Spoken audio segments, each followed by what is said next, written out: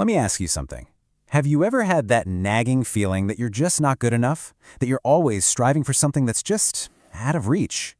Well, if that sounds familiar, you are definitely not alone. And today, we're going to dive into a book that might just change everything. The Gifts of Imperfection by the one and only Dr. Brené Brown. Seriously, let's just get right to it. Do you ever feel like you're not enough? Not smart enough, not successful enough, not thin enough, not whatever enough. It's this feeling that kind of connects all of us, right? It's a deeply human thing. And it's really no wonder we all feel this way. I mean, our culture is constantly screaming at us to please other people, to perform at an impossible level, and to be absolutely perfect. It's like we're all on this giant hamster wheel, and honestly, it's exhausting. So the big question is, how do we get off the hamster wheel? Well, the answer comes from a pretty surprising place. Not from some new age guru, but from a social science researcher who basically just stumbled upon it by accident. Meet Dr. Brené Brown. She's a researcher, and she's all about data. She wasn't trying to find the meaning of life. Nope, she was studying the really tough stuff: shame, fear, vulnerability. But right there, in the middle of all her data, she found something that she just couldn't ignore. So as she was going through thousands, literally thousands of stories of struggle and pain, she started to see a pattern. There was this small but distinct group of people who were different. Despite all their imperfections, they were living with this deep sense of love and belonging. She decided to call them the wholehearted.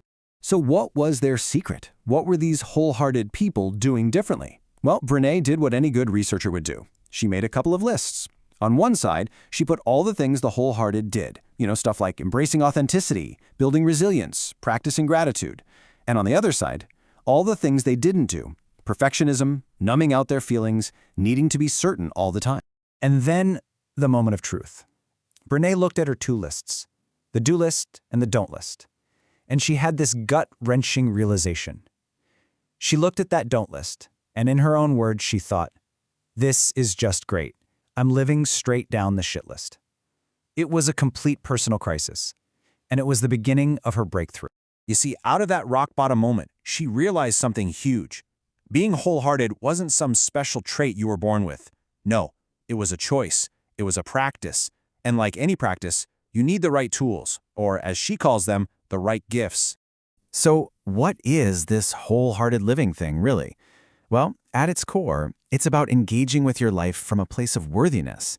It's that deep down belief that says, you know what, no matter what I get done today and no matter how much is left on my to-do list, I am enough.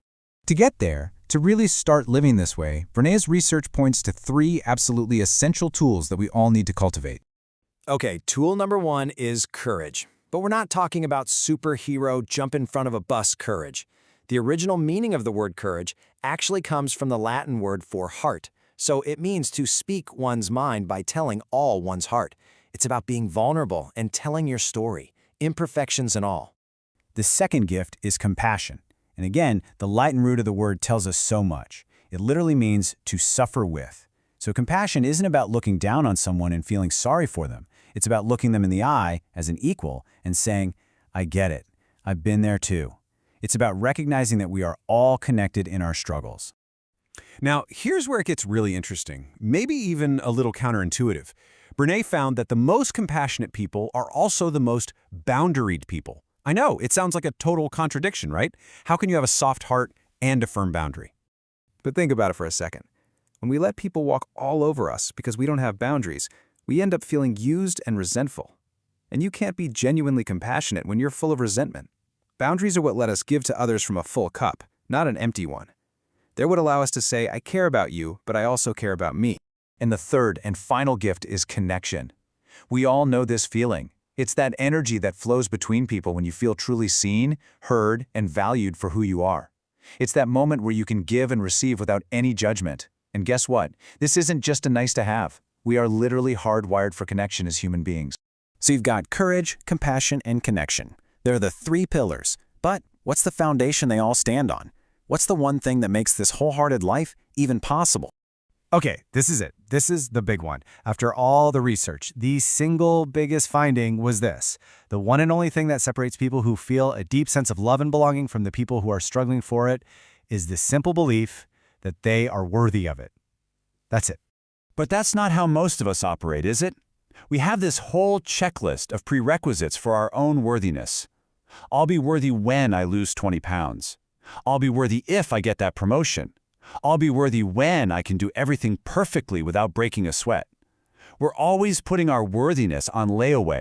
And here is where this book just drops a massive truth bomb on all of that. You are worthy now. Not if, not when, right this very minute. Just as you are. That's the whole game. Radical self-acceptance. All right, so this all sounds great. Wonderful even. But let's be real. How in the world do we actually do this? In our real, messy, complicated lives, how do we even start? And that's the beauty of it. The book doesn't just leave you hanging. Brené lays out 10 guideposts for this journey. Think of them as daily practices. Each one is about cultivating something we want while letting go of something that's holding us back. Like letting go of what people think so you can cultivate authenticity. Or letting go of perfectionism so you can cultivate self-compassion. It's a practical roadmap. Which really brings us to the final choice, doesn't it? As Brené says, owning our story, with all its flaws and struggles, can be hard, but it is nowhere near as difficult as spending our entire lives running from it. So the real question is, are you ready to stop running?